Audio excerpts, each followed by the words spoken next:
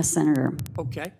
Do you think that most people at that time looked at the United States Constitution and said, well, here it is, big as Dallas, racially integrated schools are required? Do you really believe that? Senator, I don't know, but And if you don't, I don't think you do, because I think historically that wasn't the case. So how do you square that with the holding of Brown v. Board? Kennedy's questioning exposes a real constitutional tension. Originalism sounds straightforward until historical principles collide with modern applications.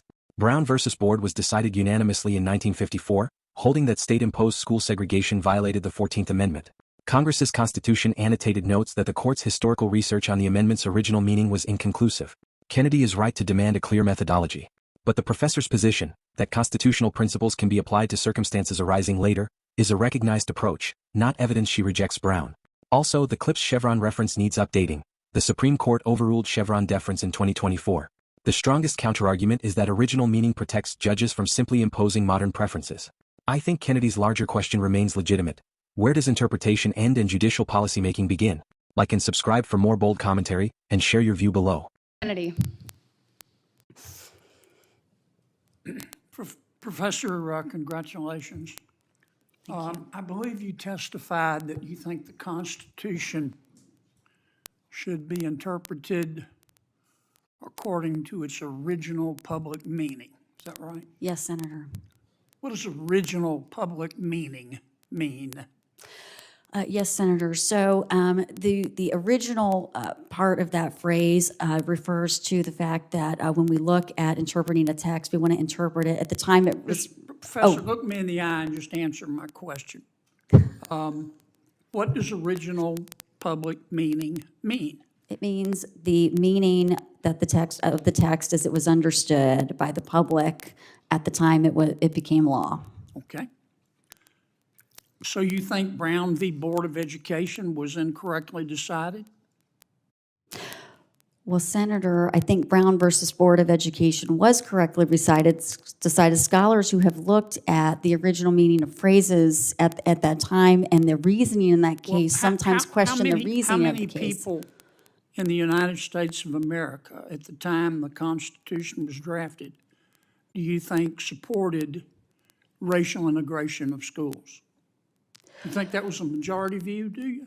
Well, Senator, at the time... But first, Professor, do you think that was a majority view? Do you think most Americans at the time the Constitution was drafted supported integration of public schools, racial integration? Well, Senator, I don't know as a sociological matter what percentage of people thought what at that time. I should point out that when we got to Brown versus Board of Education, of course, there had been several fundamental amendments to the... But isn't that inconsistent with your statement that you have to interpret it according to original public meaning? Well, what about the 14th Amendment and the 13th Amendment and the 15th Amendment? So original public meaning would mean with those... Well, that would mean we would interpret those amendments and those protections with the understanding of the text and structure at the time those amendments were ratified, which is different, of course, in the 19th century. Let's go back to Brown v. Board.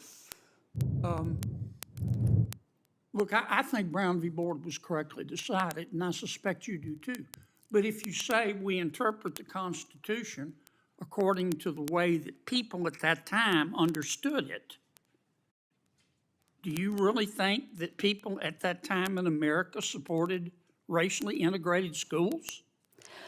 Do you really believe that?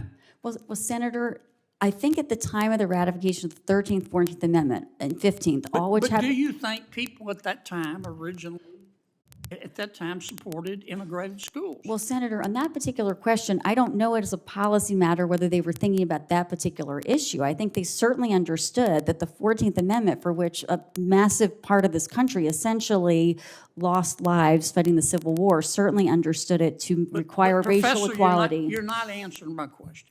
I'm trying to understand I'm just trying to understand how you think. It's very easy to say, we interpret the Constitution according to its original public meaning, which as I appreciate your testimony, means the way people who read the Constitution at that time interpreted it. Is that right? Yes, Senator. Okay. Do you think that most people at that time looked at the United States Constitution and said, well, here it is, big as Dallas, racially integrated schools are required. Do you really believe that? Senator, I don't know, but And if you don't, I don't think you do, because I think historically that wasn't the case.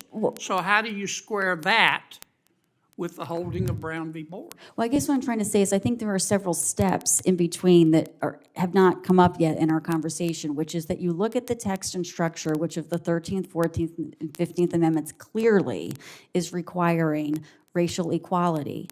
And then over time, that has to be applied to different questions as they arise in context. So if the requirement is that all races be treated equally under the law, and the evidence shows that segregated schools is not doing that, then the requirement could be applied to integrate schools. When you interpret a statute, you talked about interpreting it according to its plain meaning. What if the statute is ambiguous?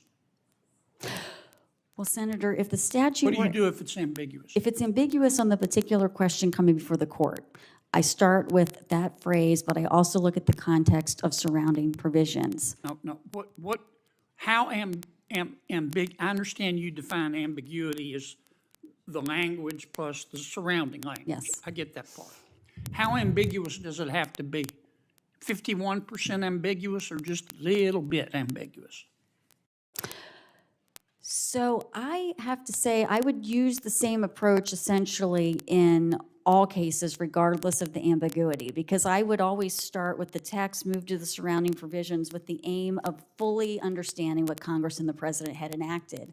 And only at that Professor, point... I'm going to run out of time.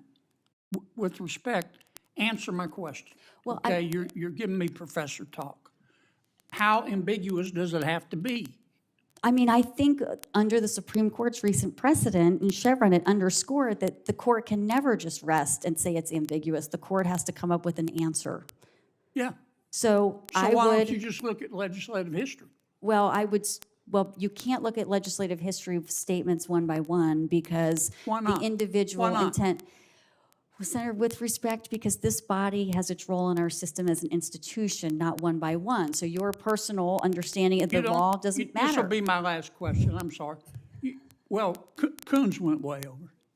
So you're telling me that it doesn't help you at all to go through and look at the congressional record or read the committee reports or any of that? You don't think that's helpful in interpreting what a statute means?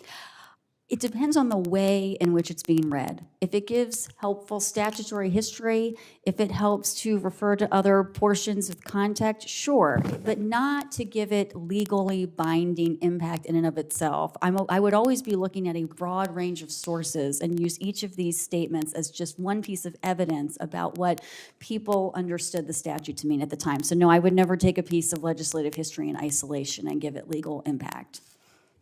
Thank you, Madam Chair. Thank you.